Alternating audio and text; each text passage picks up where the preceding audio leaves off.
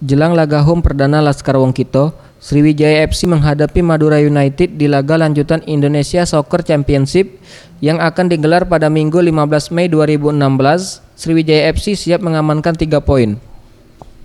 Dalam jumpa pers yang diadakan di Stadion Jakabaring Palembang, pada Sabtu siang pelatih Sriwijaya FC Bidodo Cahyono Putro mengatakan optimis dapat mengamankan 3 poin, meskipun lawan yang dihadapinya cukup kuat, yaitu Madura United.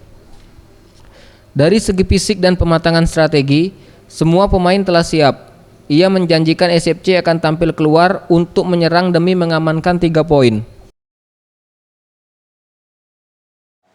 Optimasi kepada pemain, siap nggak untuk pertandingan besok? Bukan hanya untuk pertandingan, tetapi siap untuk meraih poin penuh gitu. Mereka jawab siap. Berarti dari per individu mereka sudah siap untuk bisa memenangkan pertandingan besok. Sementara itu Mario Gomes de Oliveira, pelatih Madura United, mengaku lawan yang dihadapi timnya Sriwijaya FC merupakan tim tangguh yang bertabur bintang di setiap lini. Untuk strategi sendiri, ia akan menerapkan taktik serangan balik untuk mencuri gol. Satu pekerjaan yang tidak gampang, mereka tahu. Lawan Sriwijaya yang punya satu grup dengan kualitas pemainnya sangat baik.